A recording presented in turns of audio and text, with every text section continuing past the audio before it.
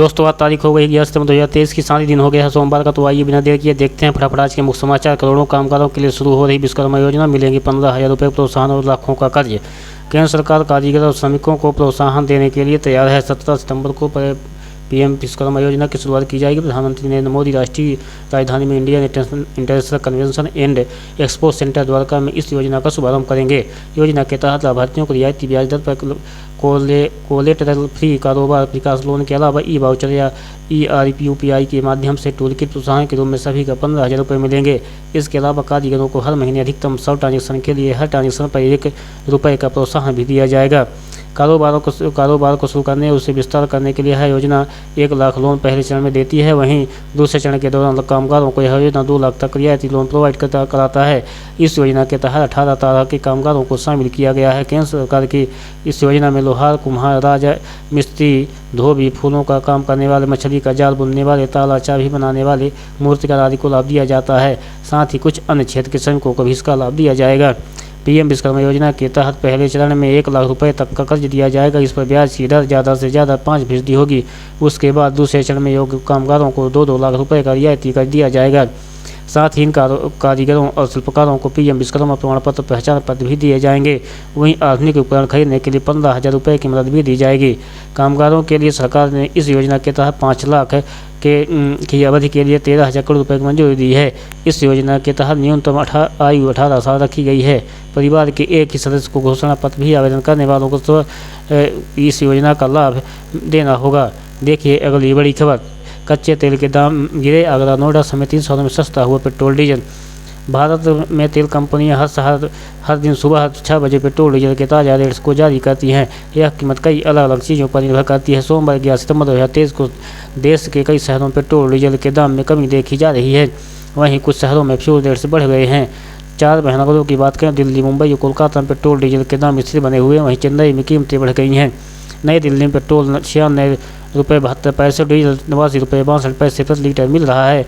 मुंबई में पेट्रोल 106 रुपये 31 पैसे और डीजल 94 रुपये 27 पैसे लीटर बिक रहा है। कोलकाता में पेट्रोल 106 रुपये 3 पैसे और डीजल 92 रुपये 76 पैसे प्रति लीटर मिल रहा है। वहीं चेन्नई में पेट्रोल 11 पैसे महंगा होकर 103 रुपये 74 पैसे और डीजल 9 पैसे महंगा होकर 94 रुपये 33 पैसे प्रति लीटर बिक रहा है। इंटरनेशनल मार्केट में कच्चे तेल की कीमत की बात की जाए तो इसमें गिरावट आई है। ब्रेंट क्रूड ऑयल के दाम में 0.53% कटौती हुई है और यह 90.17 डॉलर प्रति बैरल पर कारोबार कर रहा है। WTI क्रूड ऑयल के दाम में 0.85% की कमी देखी गई है और यह 86.77 डॉलर प्रति बैरल पर है। देखिए अगली बड़ी खबर। विराट कोहली से कोलंबो में लगातार चौथे शतक की उम्मीद। पिछली 3 पारियों में किया है कमाल। एशिया कप 2023 में आज सुबह सुपर 4 चरण में भारत पाकिस्तान के बीच खेले जाने वाला मुकाबला दोबारा वहीं से शुरू होगा जहां कल खत्म हुआ था। रविवार को खेले जाने वाले इस मैच में बारिश ने बाधा डाला, जिसकी तहत से मैच पूरा नहीं हो सका और रिजर्व डे पर टाल दिया गया। वहीं इस मुकाबले में फैंस भारतीय बल्लेबाज विराट कोहली से एक और शतक की उम्मीद लगा रहे हैं। भारत और पाकिस्तान के बीच मुकाबला श्रीलंका कोलंबो में खेला जा रहा है और कोलंबो में विराट कोहली ने पिछली 3 पारियों में शतक लगाए हैं। ऐसे में फैंस आज एक बार फिर किंग कोहली से शतक की उम्मीद कर रहे हैं। कोलंबो की पिछली 3 पारियों में कोहली ने 128 से 130 से 11 रन बनाए हैं। रविवार को शुरू हुई भारत पाक मुकाबले में पाकिस्तान ने टॉस जीतकर फील्डिंग चुनी। पहले बल्लेबाजी करने उतरी भारतीय टीम ने बारिश आने तक 24.1 ओवर में 2 विकेटों पर 47 रन बना लिए थे। इस दौरान विराट कोहली 8 रन बनाकर लौटे। वहीं उनके साथ केवल KL राहुल 17 रनों पर नाबाद हैं। अगर आज विराट कोहली के बल्ले से शतक निकलता है तो उन्हें के अंतर्राष्ट्रीय करियर का 77वां वनडे का 47वां शतक होगा। शतक के साथ कोहली वनडे में 13,000 रन भी पूरी कर लेंगे। अब तक वनडे में वे 12,910 रन बना चुके हैं। कोहली वनडे में सबसे तेज 13,000 रनों तक पहुंचने वाले खिलाड़ी बन जाएंगे। मौजूदा वक्त में वनडे में सबसे तेज 13,000 रन बनाने का रिकॉर्ड सचिन तेंदुलकर के पास है। गौरतलब है कि विराट कोहली अब तक अपने कैरियर में 278 एकदिवसीय मुकाबले खेल चुके हैं। इन मैचों की 267 पारियों में उन्होंने 55.12 की औसत से 12,910 रन बना लिए। इस दौरान उन्होंने 46 शतक और 62 शतक लगाए हैं। देखिए अगली बड़ी खबर। प्रदेश में फिर बदला मौसम का मिजाज। मौसम विभाग ने राजधानी समेत 28 जिलों के लिए जारी किया अलर्ट। उत्तर प्रदेश में एक बार फिर मौसम का मिजाज बदल गया है। रविवार को राजधानी लखनऊ समेत कई जिलों में मूसलाधार बारिश हुई है। जिससे राज्य जनजीवन अस्त व्यस्त हो गया है। दूसरे दिन सोमवार को भी सुबह से ही आसमान में छाए काले बादल जमकर बरस रहे हैं। मौसम विभाग ने राजधानी समेत कई जिलों के लिए अलर्ट जारी कर दिया है। रात से जारी बारिश की वजह से तापमान में गिरावट दर्ज की गई है और हल्की ठंडी की स्थिति है। मौसम विभाग ने आज प्रदेश में कई जगह भारी बारिश की चेतावनी जारी की है, जिसकी शुरुआत सुबह से हो गई है। बारिश के कारण सड़क और रेल यातायात भी प्रभावित हुए हैं। मौसम विभाग के अनुसार यूपी के 28 जिलों अम्बेडकर नगर, मेठी, औरैया, अयोध्या, बहराइच, बांदा, बरेली, बाराबंकी, चित्रकूट, इटावा, फर्रुखाबाद, फतेहपुर, गोंडा, हमीरपुर, जालौन, झांसी, कन्नौज, कानपुर, लखीमपुर खीरी, ललितपुर, लखनऊ, महोबा, मैनपुरी, पीलीभीत, रायबरेली, शाहजहांपुर, सीतापुर, सुल्तानपुर और उन्नाव में बारिश का अलर्ट है। आपको बता दें कि अचानक हुई इस आफत की बारिश की वजह से गोमती नदी का जलस्तर बढ़ गया है। सड़कों पर यहाँ जल जमाव हो गया है। मंडलायुक्त डॉक्टर रोशन जैकब ने हाई कोर्ट लोहिया चौराहा पहुंचकर जल भराव की स्थिति का जायजा लिया और पंप पर तत्काल लगाकर पानी निकालने का निर्देश दिए हैं। देश की देखिए अगली बड़ी खबर। एमपी में लगा देश भर के बीजेपी के दिग्गजों को जमावड़ा नेताओं को सौंपी जिम्मेदारी। मध्य प्रदेश में साल के अंत में होने वाले विधानसभा चुनाव में जीत हासिल करने के लिए भाजपा कोई कसर छोड़ना नहीं चाहती है और प्रदेश में अपनी जीत पक्की करने के लिए कमर कस ली है।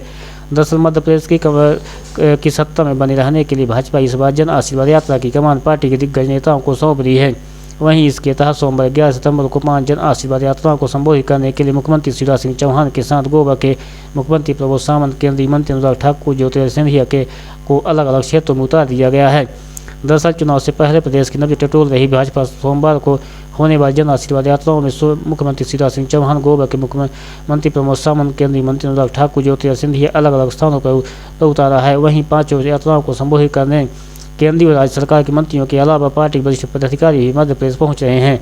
उज्जैन सभा की यात्रा को मुख्यमंत्री शिवराज सिंह चौहान, महाराष्ट्र के सह प्रभारी जयभान सिंह पवैया और केंद्रीय मंत्री ज्योतिरादित्य सिंधिया संबोधित करेंगे।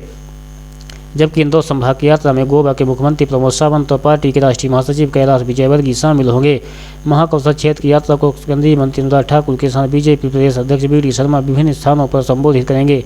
बिंद की यात्रा को नगरीय विकास मंत्री भूपेंद्र सिंह के साथ केंद्रीय मंत्री फग्गन शुक्लबैद्य की अगुवाई में निकाली जाएगी। वहीं ग्वालियर चंबा संभाग की यात्रा को केंद्रीय मंत्री वीरेंद्र कुमार, मध्य प्रदेश शासन के गृह मंत्री डॉक्टर नरोत्तम मिश्र संबोधित करेंगे। देखिए अगली बड़ी खबर। पीएम मोदी ने सऊदी प्रिंस शेख की मुलाकात बोले संबंधों में जोड़ रहे नए आयाम। प्रधानमंत्री नरेंद्र मोदी ने आज सऊदी क्राउन प्रिंस मोहम्मद बिन सलमान के साथ द्विपक्षीय वार्ता की। प्रिंस आज एक दिवसीय राज्य के दौरे पर हैं। वह G20 शिखर सम्मेलन में हिस्सा लेने दिल्ली आए थे। क्राउन प्रिंस का स्टेट विजिट पहले से शेड्यूल था। पीएम ने सऊदी प्रिंस का राष्ट्रपति भवन में स्वागत किया। इसके बाद दोनों नेता ने हैदराबाद हाउस में बैठक की। प्रधानमंत्री ने बताया 2019 की सऊदी यात्रा के दौरान इंडिया सऊदी अरब स्ट्रेटेजिक पार्टनरशिप काउंसिल करार हुआ था। अब इस काउंसिल की पहली मीटिंग आज हुई है। पीएम ने कहा काउंसिलिंग में दोनों देशों के बीच बातचीत हुई, जिससे दोनों देशों के बीच आपसी संबंध लगातार बढ़ रहे हैं। प्रधानमंत्री ने क्राउन प्रिंस के साथ मीटिंग में कहा कि अब हम हमारे संबंधों में नए और अनेक आयाम जोड़ रहे हैं। पीएम मोदी ने कहा कि भारत के लिए सऊदी अरब उसके सबसे महत्वपूर्ण रणनीतिक साझेदारों में से एक है। दुनिया की 2 बड़ी और तेजी से बढ़ती अर्थव्यवस्थाओं के रूप में हमारा आपसी सहयोग पूरे क्षेत्र में शांति और स्थिरता के लिए जरूरी है। अपनी बातचीत में हमने अपनी साझेदारी को अगले स्तर पर ले जाने के लिए कई पहलों की पहचान की है। आज की बातचीत हमारे संबंधों को नई ऊर्जा और दिशा प्रदान करेगी। इससे हमें मानवता के कल्याण के लिए मिलकर काम करने की प्रेरणा मिलेगी। G20 शिखर सम्मेलन के बाद पीएम मोदी से मुलाकात में सऊदी क्राउन प्रिंस ने पीएम मोदी को बधाई दी। उन्होंने कहा कि G20 सम्मेलन बहुत अच्छे से संपन्न हुआ। उन्होंने भारत, मिडिल ईस्ट और यूरोपी के लिए बनाए जाने वाले रेल एंड शिपिंग कॉरिडोर पर खुशी जाहिर की। प्रिंस मोहम्मद ने कहा कि इस भारत के साथ रिश्ते में पहले भी कोई असहमत नहीं थी। उन्होंने दोनों देशों के सहयोग को भविष्य के निर्माण और अवसर पैदा करने वाला बताया है। दावे देखिए अगली बड़ी खबर। एमपी में बीजेपी की टेंशन बढ़ाना तय। आरएसएस के पूर्व कार्यकर्ताओं ने फूंका, बिल्कुल कर दिया नुकसान करने वाला ऐलान। मध्य प्रदेश में साल के अंत में विधानसभा चुनाव होना है। चुनाव के लिए बीजेपी, कांग्रेस सहित राज्य में एक्टिव कई अन्य दलों ने भी कमर कस ली है। चुनाव से कुछ महीने पहले ही बीजेपी के लिए एक चिंताजनक खबर आई है। मध्य प्रदेश में राष्ट्रीय स्वयंसेवक संघ के कुछ पूर्व कार्यकर्ताओं ने मिलकर जनहित पार्टी नाम से एक सियासी संगठन बनाने का ऐलान किया। आरएसएस के इन पूर्व कार्यकर्ताओं ने रविवार को कहा कि उनके इस कदम से राज्य की सियासत में मौजूद सुधार करने के लिए विवश होंगे। भोपाल के पास मिसरोद में अपने पुराने साथियों के साथ बैठक के बाद आरएसएस के पूर्व प्रचारक अभय जैन ने पत्रकारों से कहा कि हमने जनहित पार्टी बनाई है। क्योंकि सभी राजनीतिक दलों की संसदीय लोकतंत्र के बुनियादी मूल्यों के खिलाफ है, सभी असफल हो गए हैं। मीडिया रिपोर्ट के अनुसार अभय जैन ने कहा कि अभी तो उनकी पार्टी रजिस्टर्ड भी नहीं हुआ है और कयास लगाए जा रहे हैं कि वो बीजेपी को नुकसान पहुंचाएंगे। उन्होंने कहा, साल 2018 में पिछले विधानसभा चुनाव में जब बीजेपी हारी तब हम कहीं नहीं थे, तब बीजेपी के वोट कांग्रेस पार्टी को शिफ्ट हो गए थे, जो अच्छी हालत में नहीं है। उन्होंने कहा कि लोग मध्य प्रदेश में बीजेपी सरकार के काम करने के तरीके से संतुष्ट नहीं हैं। उन्होंने कहा, जब हमारी सियासी जड़ में उतरेंगे तो क्या होगा, जो लोग बीजेपी से खुश नहीं हैं लेकिन हिंदू मानसिकता रखते हैं, वे हमें पसंद करेंगे। राजनीतिक गणित के हिसाब से अगर बीजेपी को 5 वोट का नुकसान होता है तो कांग्रेस को उसका फायदा नहीं होगा। उन्होंने आगे कहा कि इस बीजेपी से सियासी दलों पर गवर्नेंस के तरीके में सुधार करने का प्रेशर बढ़ेगा। जब उनसे सवाल किया गया क्या वे राज्य में सभी 230 विधानसभा सीटों पर चुनाव लड़ने जा रहे हैं, तो जैन ने कहा कि चुनाव में उतारे जाने वाले उम्मीदवारों पर विचार करेंगे। उन्होंने कहा, हमारा राजनीतिक लक्ष्य दूरदर्शी नहीं है, हमारा लक्ष्य बड़ा है। उन्होंने कहा कि अभी उनके दल का फोकस मध्य प्रदेश पर है, लेकिन उसका प्लान जरूरत पड़ने पर विस्तार करने का भी है। अभय जैन ने पीटीआई के मिसरोद में हुई उनकी बैठक में 200 से ज़्यादा लोग शामिल हुए।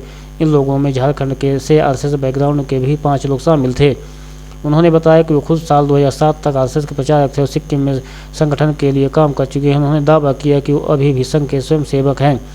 बैठक में शामिल हुए संघ के एक और प्रचारक पूर्व प्रचारक मनीष काले ने बताया कि वो 1995 से 2007 तक प्रचारक रहे हैं। उन्होंने कहा कि हम अभी भी उसी विचारधारा के साथ देश के उत्थान के लिए काम करते हैं। कभी भारतीय किसान संघ से जुड़े रहे रविदत्त सिंह ने भी मीटिंग में हिस्सा लिया। उन्होंने कहा कि बैठक भाग लेने वाले वे लोग थे जिन्होंने 2007-2008 में आरएसएस छोड़ दिया था। देखिए अगली बड़ी खबर, इस राज्य में 81,000 आयोग किसानों को लौटानी होगी धनराशि, जानिए क्या है वजह।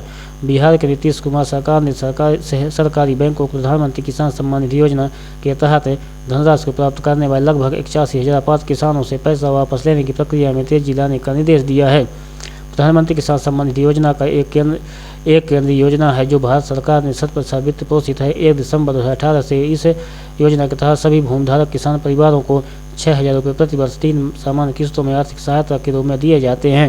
राज्य सरकारें उन किसान परिवारों को पहचान करती है जो योजना के दिशा निर्देशों के अनुसार सहायता के लिए पात्र हैं और धनराशि सीधे लाभार्थियों के बैंक खातों में भेजी जाती है। बिहार सरकार के निदेशक कृषि आलोक रंजन घोष ने पीटीआई को बताया, जांच के बाद केंद्र सरकार ने बिहार में कुल 81,595 किसानों को अयोग्य लाभार्थी के रूप में पहचान की। राज्य कृषि विभाग ने सभी संबंधित बैंकों से अयोग्य किसानों से धनराशि वापस लेने की प्रक्रिया में तेजी लाने को कहा है। राज्य के 81,595 किसानों से लगभग 81 करोड़ 59 लाख रुपए वापस लिए जाने हैं। निदेशक ने कहा, राज्य स्तरीय बैंकर्स समिति की हालिया बैठक में बैंकों के सभी वरिष्ठ अधिकारियों को अयोग्य किसानों से राशि वापस लेने की प्रक्रिया शुरू करने को सर्वोच्च प्राथमिकता देने को कहा गया है। बैंकों को यह भी सलाह दी गई है कि यदि आवश्यक हो तो अयोग्य किसानों को नए सिरे से अनुस्मारक भेजें। इसके अलावा बैंकों को अयोग्य किसानों के खाते से लेन देन पर रोक लगाने को भी कहा गया है। उन्होंने कहा, कुछ बैंकों ने अब तक अयोग्य लाभार्थी किसानों से 10 करोड़ 31 लाख वापस ले लिए हैं। उन्होंने कहा कि उत्तर बिहार ग्रामीण बैंक और दक्षिण बिहार ग्रामीण ने भी अयोग्य लाभार्थी किसानों से कुछ राशि वापस ले ली है। उन्होंने कहा, इस योजना के जिन लाभार्थियों को सरकार ने आयकर का भुगतान करने या अन्य कारणों से पाया है, उन्हें अब तक प्राप्त राशि सरकार से वापस करनी होगी। घोष ने बताया, केंद्र सरकार ने देश के छोटे और सीमांत किसानों को न्यूनतम आय सहायता के लिए यह योजना शुरू की थी, लेकिन योजना के तहत हजारों अपात्र किसानों को भी राशि बांट दी गई है। इस योजना का उद्देश्य प्रत्येक फसल चक्र के दौरान उचित फसल रख रखाव और उचित पैदावार सुनिश्चित करना है।